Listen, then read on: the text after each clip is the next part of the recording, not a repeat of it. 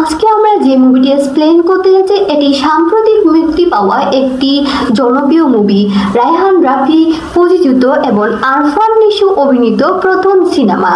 এই সিনেমার মাধ্যমে আমরা দেখতে পাবো ভালোবাসার মানুষের ধোঁকা একজন সাধারণ মানুষের জীবনকে কিভাবে ধ্বংসের দিকে নিয়ে যায় তা এই মুভিটি দেখার মাধ্যমে আমরা বুঝতে পারবো। টাকা আর ভালোবাসা দুইটা রেল লাইনের মতো একসাথে চলে। যার টাকা নাই তার কাছে ভালোবাসার কোনো মূল্য নাই। আমাদের আজকের মুভির শুরুতে দেখা যায় একজন লোককে পুলিশ জেরা করছে, যার নাম হলো মাসুদ। ছোটবেলায় তার বাবা মা মারা যায়, তার আপন বলতে এই দুনিয়াতে কেউ নেই। সিন এক পর্যায়ে দেখা যায় তার অতীতে। রাস্তার পাশে বৈদ্যুতিক লাইনে সমস্যা হওয়ায় মাসুদ তার বন্ধু জহিরকে নিচে রেখে বইয়ের উপর উঠে কারেন্টের লাইন ঠিক করে। লাইন ঠিক করতে করতে সে ময়নাকে দেখতে পায়। ময়নাকে দেখে সে কখন লাইন থেকে পড়ে যায় সে নিজেও বুঝতে পারে না। অপরদিকে ময়না অবশ্যই বিষয়টি খেয়াল করে এবং তাকে এভাবে পড়ে যেতে দেখে ময়না আর তার বান্ধবী প্রচন্ড রকম হাসতে থাকে। তারপর তাকে তার বন্ধু কোন রকম ধরে দোকানে নিয়ে আসে। এরপর সে ভালো হয়ে চারিদিকে ময়নাকে খুঁজতে থাকে কেউ ময়নাকে দেখেছে কিনা। এই ঘটনার পর থেকে মাসুদ ময়নাকে হন্য হয়ে খুঁজতে থাকে। এক পর্যায়ে মাসুদের মামা তাকে একটি বাসায় ফ্রিজ ঠিক করতে যেতে বলে। মাসুদ ওই বাসায় গিয়ে ময়নাকে দেখতে পায়, যাকে সে এতদিন খুঁজছিল। ময়নাকে এই বাসায় সে দেখতে পায়। এতে তো মাসুদ ভীষণ খুশি হয়। ময়নার সাথে মাসুদের দেখা হলে ময়না মাসুদকে বলে, আপনি এই বাসায় কেন আসছেন? তখন মাসুদ তাকে বলে, ফ্রিজ ঠিক করতে আসলাম। তখন সে ময়না মাসুদকে ঘরের ভেতর নিয়ে যায়। আর এক পর্যায়ে মাসুদ ফ্রিজ ঠিক করা শুরু করে। এর ফাঁকে ফাঁকে সে ময়নার সাথে কথা বলার চেষ্টা করে এবং তার কাছ থেকে একটি টুল চেয়ে বসে, যাতে সে ফ্রিজ ঠিক করতে পারে। মাসুদ এক পর্যায়ে জানতে পারে ময়নার এটা ভাইয়ের বাসা। সে এখানে কয়েকদিনের জন্য বেড়াতে এসেছে। আর ময়না তাকে বলে তার এই গ্রামটি খুব ভালো লেগেছে, সে এখানে থাকতে চায়। কথার এক পর্যায়ে মাসুদ ময়নাকে বলে, এই গ্রামে সারা জীবন থাকতে হলে এখানে বিয়ে করতে হবে। এই গ্রামে অনেক ভালো ভালো পাত্র রয়েছে। এর মধ্যে ময়নার ভাবি তাকে ওখান থেকে চলে যেতে বলে। ফ্রিজ ঠিক করা হয়ে গেলে মাসুদ চলে যেতে চাইলে ময়না তাকে টাকা দিতে আসে, কিন্তু মাসুদ টাকা না নিয়ে চলে যায়। এরপরের দিন দেখা যায় ময়নাকে মাসুদের দোকানে আসতে এবং ওই টাকাগুলো দিতে। তখন মাসুদ তাকে বলে, আমি আপন মানুষের থেকে টাকা নিই না। এরপর থেকে তার দুজনের মধ্যে বন্ধুত্ব হয়। ময়নার ভাবি ময়নার ভাইকে ময়নার নামে নালিশ করছে, বলছে সে সারাদিন মাসুদের সাথে ঘোরাঘুরি করে। এরপরে সিনে আমরা দেখতে পাই মাসুদ ময়নার জন্য বিয়ের প্রস্তাব নিয়ে আসছে। এরপরে দুজনের বিয়ে পর্যন্ত গড়ায়। বিয়ে হয় খুব ধুমধাম করে আর বউ নিয়ে চলে যায়। এরপরে ছিঁড়ে দেখা যায় ময়না খাতা কলম নিয়ে বসে আছে বাসর করে। সে ওই রাতে ময়নার কাছ থেকে জানতে পারে মাসুদের হাত ধোয়ার জন্য 3000 টাকা দাবি করলে মাসুদ তাদের 300 টাকা দেয়। আর যারা জুতা লুকিয়েছিল তাদের কাছ থেকে টাকা দিয়ে জুতা না নিয়ে খালি পায়ে বাসায় চলে আসে। সে বুঝতে পারে মাসুদ খুব কিপটে, তাই সে দাবি করে প্রতি মাসে তাকে টাকা এবং গয়না দিতে হবে। এই কথা শুনতে শুনতে মাসুদ এক পর্যায়ে ঘুমিয়ে পড়ে। এভাবে তাদের মধ্যে খুব সুন্দর সুখী জীবনযাপন হচ্ছিল, কিন্তু ময়না তার কাছ থেকে ওঠা চাইতে থাকে। এর এক পর্যায়ে দেখা যায় ময়নাকে থালা বাসন মাজতে এবং সে বলে, এক পর্যায়ে ময়না মাসুদকে বলে তার চাচাতো ভাই বিদেশে থাকে, সে অনেক টাকা পয়সা ইনকাম করে, তাই মাসুদ যেন বিদেশে যায় অনেক টাকা পয়সা ইনকাম করে। কিন্তু মাসুদ তো কিছুতেই রাজি হয় না, সে বউ ফেলে কিছুতেই বিদেশে যাবে না। এ কথা শুনে ময়না অনেক রেগে যায়, কিন্তু জোরাজুরিতে মাসুদ পরে বিদেশ যেতে রাজি হয়। এরপর দেখা যায় সিন এয়ারপোর্টে গেলে দেখা যায় ময়না ভিতরে যাওয়ার জন্য জোরাজুরি করছে। এরপরে মাসুদ তাকে জহিরের কাছে রেখে বিদেশে চলে যায় এবং সে জহিরকে দিয়ে প্রতি মাসে মাসে টাকা পাঠায়।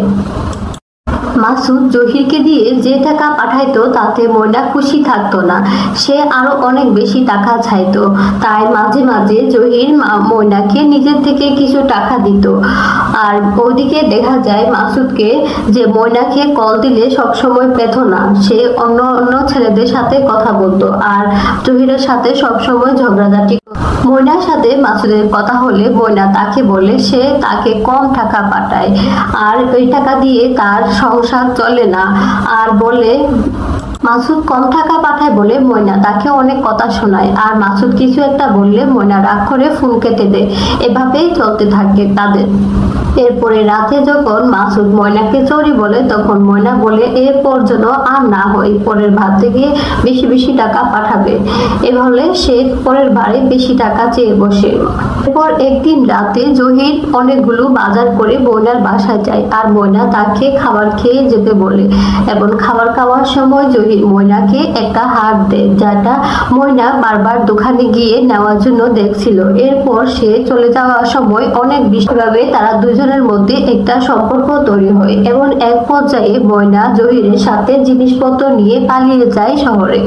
এটি মাসুদ শুনতে পেরে অনেক ভেঙে পড়ে। ময়নার জহিরের সাথে পালিয়ে যাওয়ার এই ঘটনা শুনে মাসুদ অনেক ভেঙে পড়ে, তার মাথায় যেন আকাশ ভেঙে পড়ে। সে কিছুতেই তা সহ্য করতে পারে না, তার কোথাও মন বসে না। সে এক পর্যায়ে দেশে ফিরে আসে এবং সে ওই সব কল্পনা করতে থাকে।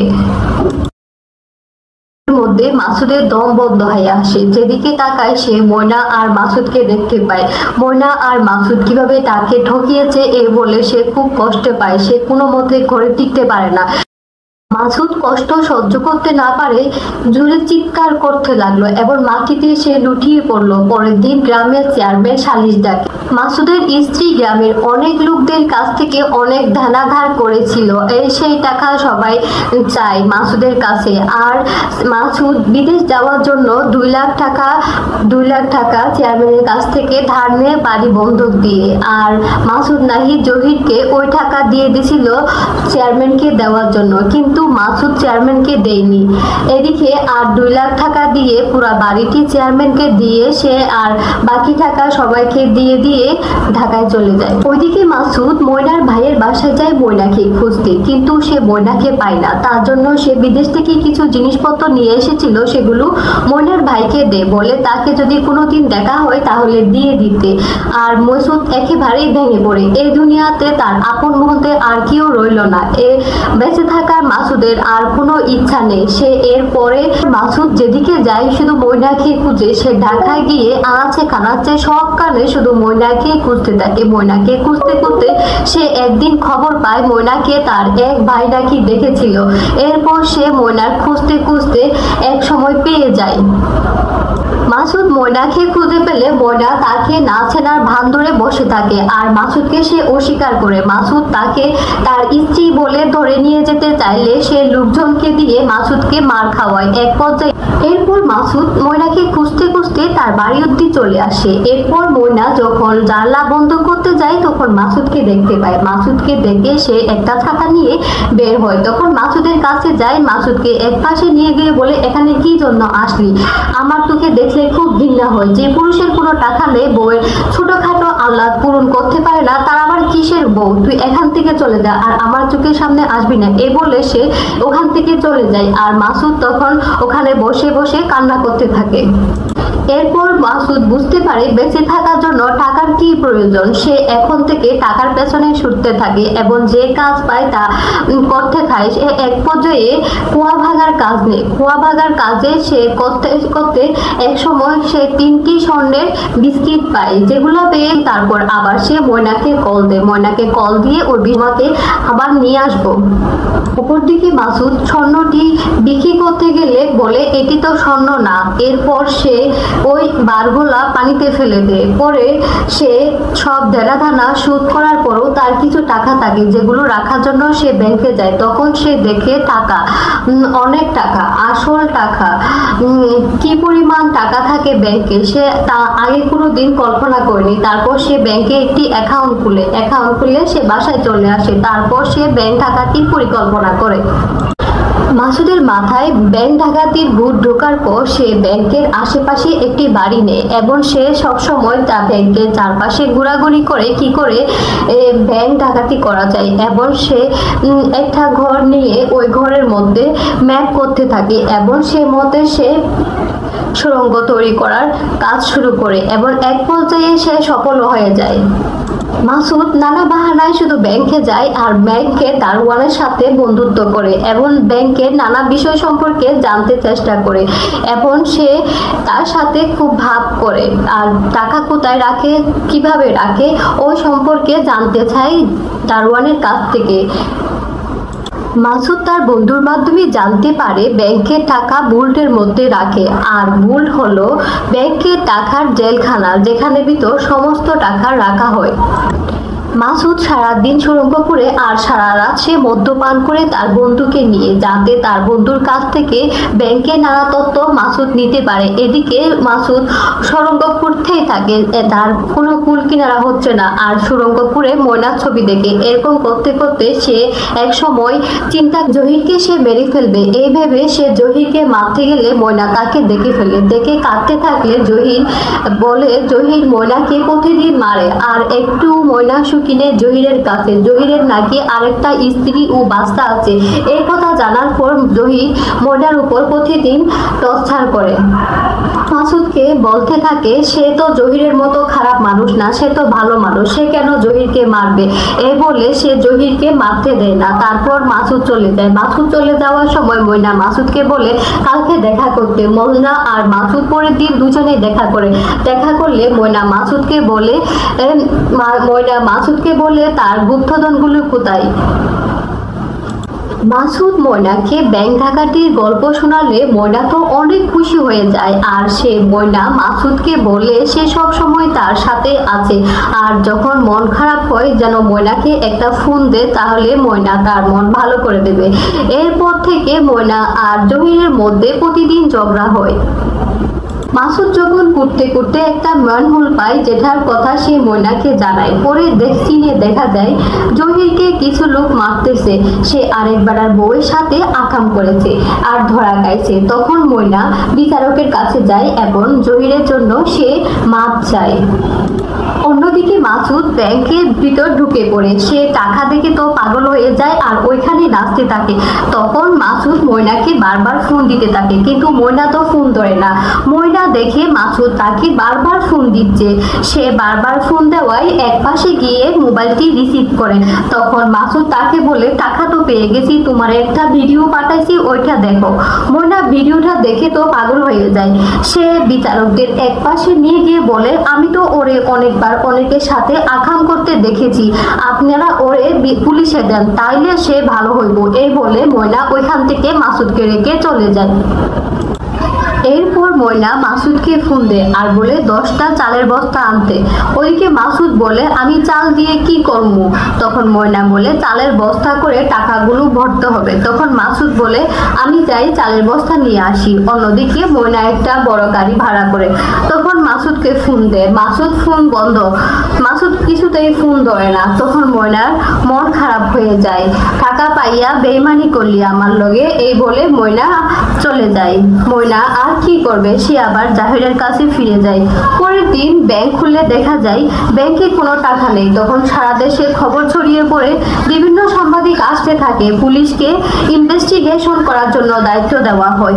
পুলিশ দেখে সুড়ঙ্গ দিয়ে কেউ একজন টাকা নিয়ে চলে গেছে। সুড়ঙ্গ দিয়ে ব্যাংক ডাকাতির ঘটনা সারা দেশে তুলপাড় শুরু হয়ে যায়। তখন পুলিশ ঘোষণা দেয় আসামিকে ধরে দিতে পারলে 5 লক্ষ টাকা পুরস্কারের ঘোষণা দেওয়া হয়। ওইদিকে ব্যাংকের সবাইকে বরখাস্ত করা হয়েছে। ময়না আর জহির আসে পুলিশের কাছে। ময়না বলে আমার আগের স্বামী ডাকাতি করেছে।